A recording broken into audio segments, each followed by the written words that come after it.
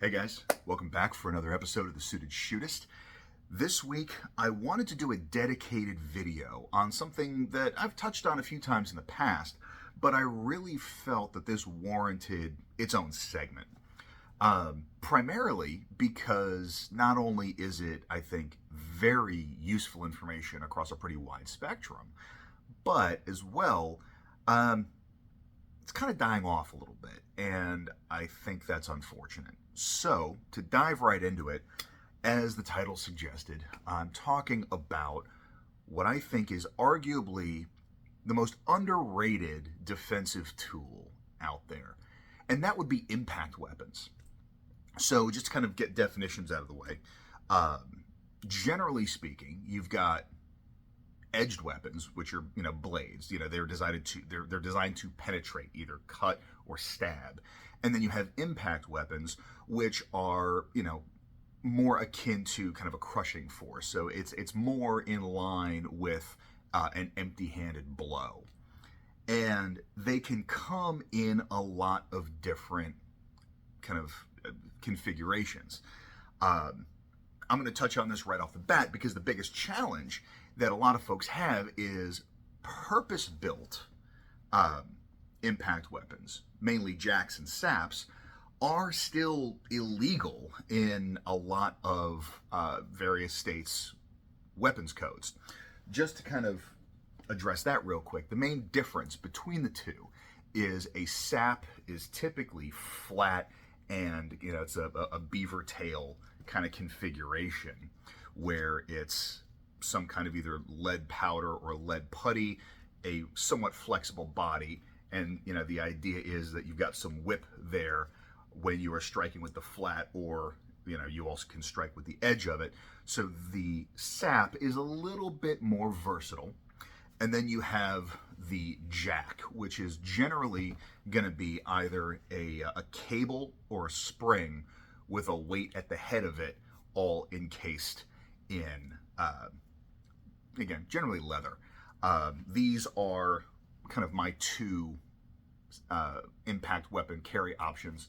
This one is a fairly substantial, it's a full-sized sap.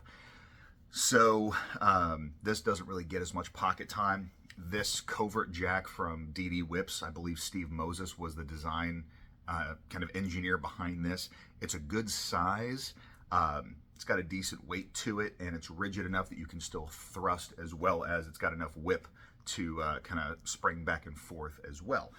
But again, that's the challenge that people have, is that saps and jacks specifically are still illegal in a lot of places.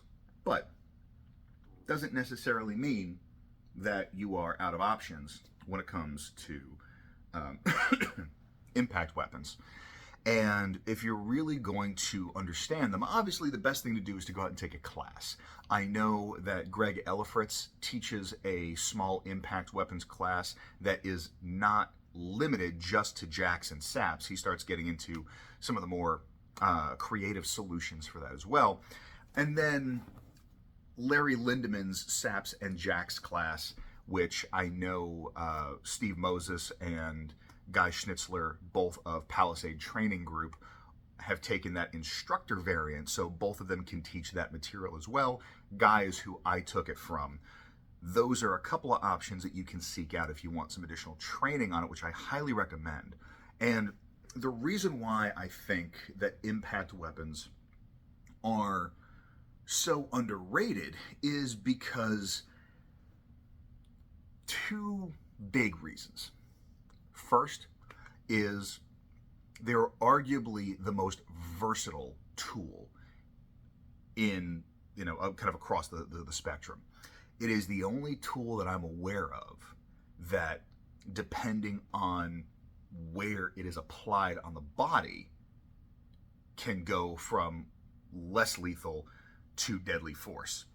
Now, again, my understanding of this is based on the training that I've taken, as well as the discussions that I've had with some former cops who either had experience carrying saps on duty or we derived some conclusions based on baton training as well. So for all intents and purposes, and again, this does not constitute legal advice, this is just, for educational purposes, but a general rule is blows below the collarbone generally can be viewed as less lethal, because while it may result in a cracked or broken bone, it's not necessarily going to result in any sort of long-term injury that has a high probability of being life-threatening.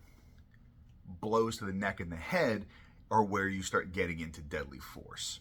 So this is the only tool that I'm aware of that can kind of cross over between them, with the exception of if you were to say take an undeployed folding knife, meaning still in its folded configuration, and kind of use it as a fist load and crack somebody with it. Technically, that would still apply, but at that point, it's being used as an impact weapon, not an edged weapon, which is its design. So, that's kind of the loophole there. The other thing that I like is that they can generally go places that other more conventional weapons can't. Here in Texas, I am legally prohibited from carrying a firearm into an establishment that makes more than 51% of its revenue from on-site sale of liquor for consumption. So bars, essentially. And that's felony time. I mean, that's big boy time. And I've said it before, I'm too pretty and not mean enough to thrive well in the prison system. So that's not something I'm personally willing to jeopardize. But something like this, number one, is innocuous enough that it doesn't really draw a lot of attention. It fits well in a pocket. And the other part is that it is fairly easy to kind of stage surreptitiously if I feel like there's an impending conflict that might require some outside assistance. The other part of the versatility is, once you have an understanding of how impact weapons are supposed to work. So keep in mind, when I was describing the blackjack, it was a spring or a wire with a weight on the end of it, right?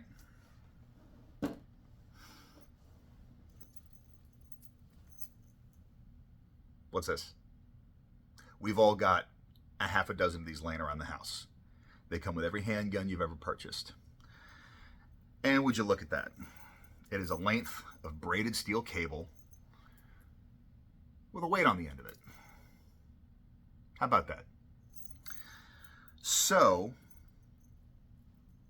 if you are going someplace where there is going to be more scrutiny and you want a means to protect yourself without necessarily kind of bringing the attention of a purpose-built weapon, theoretically, something that fits that kind of definition could be pressed into service reasonably well. The other part of it is that there's a gentleman that I took some training from who used to work corrections, and he made some observations that you could kind of tell who the real serious convicts were, because their preference was going to an impact tool as opposed to like a shank, because even with an actual purpose-built blade, it takes a lot to start creating fight-stopping injury.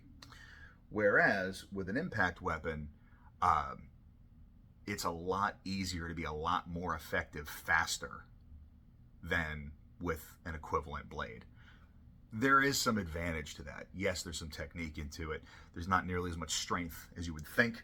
But again, once you have this understanding, then your EDC flashlight can very easily be pressed into service as an impact weapon.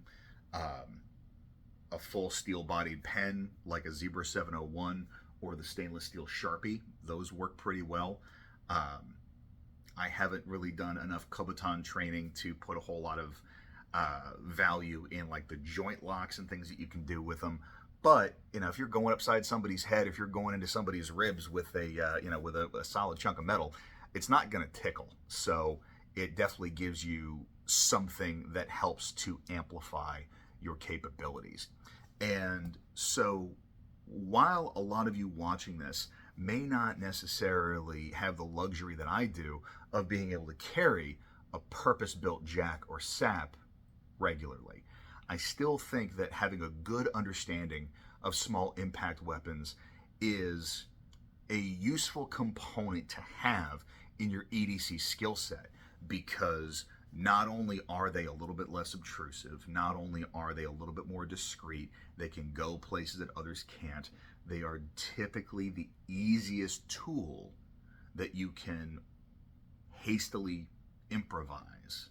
It's a lot easier to make an improvised impact weapon than it is an improvised edged weapon. A whole lot easier than an improvised firearm. So again, some food for thought.